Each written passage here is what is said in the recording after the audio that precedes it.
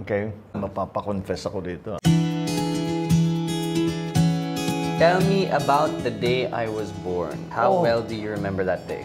I remember it very well. Cesarean ka kasi, ang nakaplano at 7 in the morning. They were going to take your mother in. I didn't sleep. Hindi ako nakatulog the night before. Siyempre, yung una kong anak. When your mom's in the hospital, I stayed with her. So we went down together. Nakasuot ako ng hiningi ko sa doktor na pwede nasa loob ako because I wanted to see you. And we did the usual thing. They put your mother to sleep. And then I was there and I couldn't, when you came out, I remember it so well. First of all, you were blue.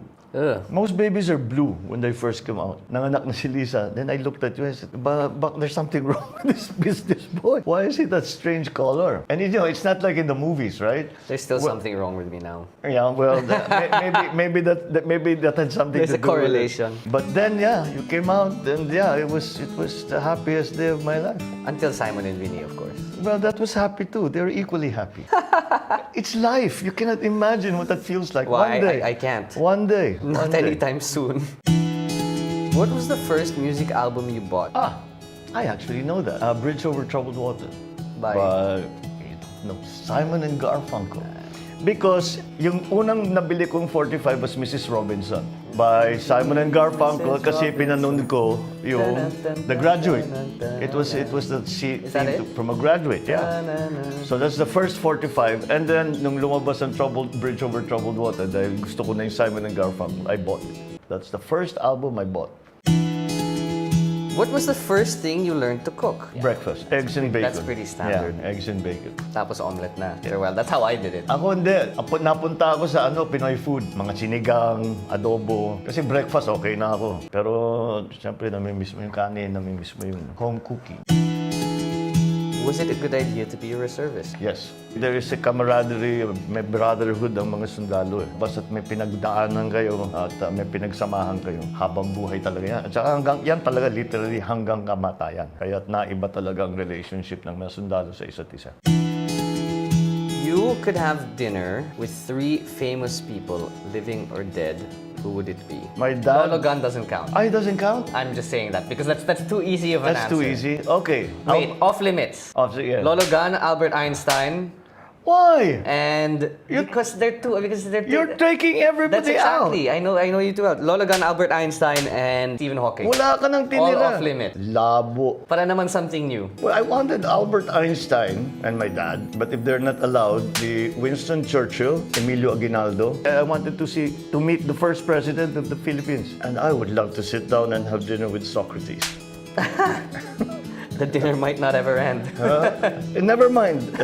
He will apply the Socratic method over dinner. You might never Okay lang. come to a conclusion Marami kang over the meaning of life matututunan doon. or Because nothing I've for read that so matter. much, I'm so curious to see what kind of man he actually was to have dinner with. When you were a teenager, which family member did you go to for advice? And looking back, was it any good? For advice, my father. Yeah. Lagi kong pinupuntahan yung father ko. And I assume it was good advice. It was always very good advice, but it's not necessarily easy to follow. Hindi yung basta't madali. Pag ina-advisean kayong you have to do it this way, this way, this way, it's not the easiest way, but it's the best. What were your insecurities growing up? My greatest fear that something would na may mangyari sa father ko. You know what my worst nightmare was? Was that I would turn on the TV and the news would say, the president, something happened to the president. Ganun. That was the worst thing. Because, siyempre, politika, he was president, he was controversial in many ways. Siya mismo, conscious sa security. So, iniisip namin lagi yung security niya. So, yun ang pinakamasamang naisip ko. Yun ang talagang kinakatakutan ko sa buong buhay ko. And then it changed. When I grew older, it was you guys. Something happened to the 3 of you. And your mother. So far, so good. So far, so good. Knock on wood. Which film made you cry? Niligawan ko pa yung mother mo noon eh. We were in the States. Nanood kami ng scene, Field of Dreams. Everybody was saying, ang ganda-ganda. But my father had just died. Kaya nung nakita ko na, naglabasan yung mga, tapos nag-usap na yung mga mag-ama. Yun, naiyak ako. And your mother was laughing at me, by the way. just FYI. Why am I not surprised? If I were to enter fatherhood soon, announcement, not anytime soon, thank God, what's your advice to me? It's hard to give advice. There's no real template. Me, the only advice I give any parent, but you especially, you my kids especially, just love your child. That's it. Just love your child. You might go wrong loving them, but you won't go far wrong. You'll come back and it will be okay. And when do you feel happiest? When I've done something that I've worked on for a very long time and is important to me, that's when I feel happiest. If you want to say the happiest, I did a really good job. May nagawa ko na napakaganda ng maraming tinulungan. And then we go out, the family celebrates together that day. That's when I'm happiest. I have that in the back of my mind. You guys are with me. What can you ask for more? I remember after the windmills were operational in Bangi, diba, we all went out for dinner in Lawag. Yeah, in Lawag. Oo, kasi natapos na. Tagal, pinaghirapan namin Yeah, I yun. remember that.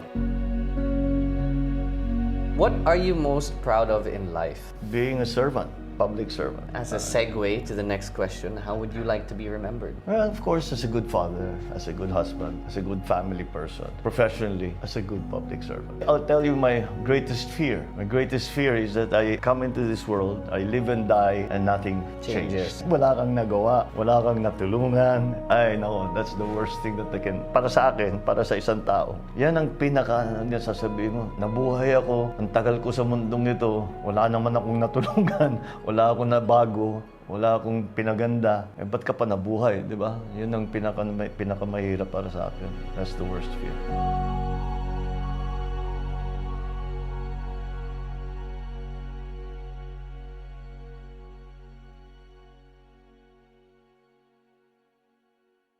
Hi guys, once again, thanks for watching our dad's vlogs If you want to see more, remember to share, Like, and subscribe.